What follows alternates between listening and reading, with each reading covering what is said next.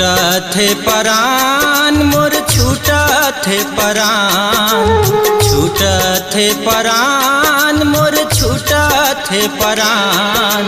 मीठ लबरी माया दे के मारे क्यों ची करे जलबान, मीठ लबरी माया दे के मारे क्यों ची करे जलबान। छूटा थे परान मोर छूटा थे परान, छूटा थे परान मोर छूटा थे परान। मीठ लबरा माया दे के मारे क्यों ची करे जलबान, मीठ लबरा माया दे के मारे क्यों ची करे जलबान।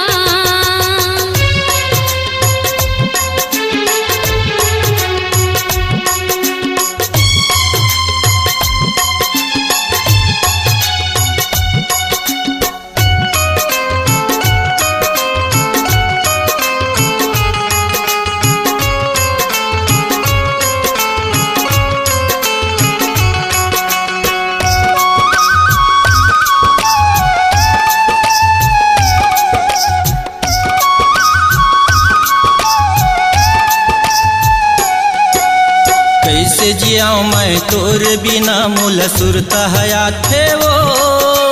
हंस के रेंगना हंस के बोलना जीवला जला थे रे।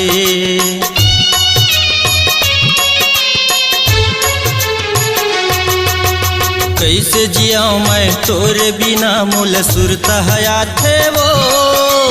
हंस के रेंगना हंस के बोलना जीवला जला थे रे। माया के गुहार सुन ले माया के गुहार, माया के गुहार सुन ले माया के गुहार। मीठ लबरी माया दे के मारे क्यों ची करे जलबान, मीठ लबरी माया दे के मारे क्यों ची करे जलबान।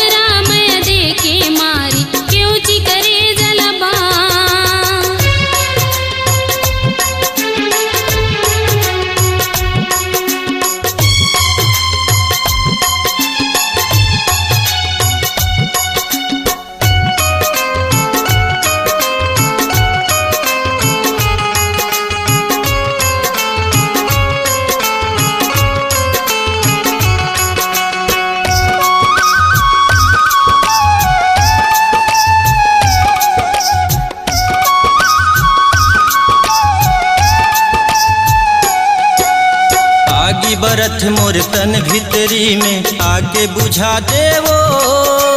मर जाऊं तोर बिन क्रिया खवाए संग मरेंगा ले वो।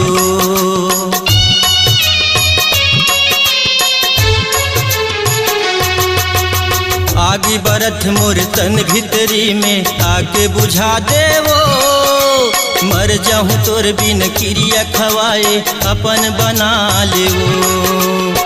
पानी बिना धान जैसे पानी बिना धान, पानी बिना धान जैसे पानी बिना धान। मीठ लबरी माया दे के मारे क्यों ची करे जलपान, मीठ लबरी माया दे के मारे क्यों ची करे जलपान। छूट थे परान मोर छूट थे परान, छूट थे परान मोर छूट थे परान। मीठ लबरा माया दे के मारे क्यों ची करे जलपान, मीठ लबरी माया दे के मारे क्यों ची करे जलपान।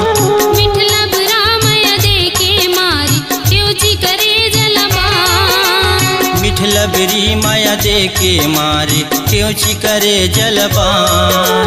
मीठ लबरा माया दे के मारे क्यों ची करे जलपान। अपनी आवाज को दीजिए एक नया मुकाम।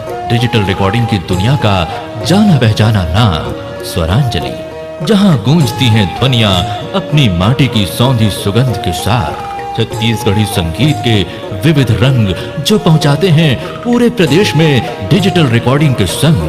स्वरांजलि स्टूडियो, नेमीचंद गली नंबर 2, गंजपारा, रायपुर।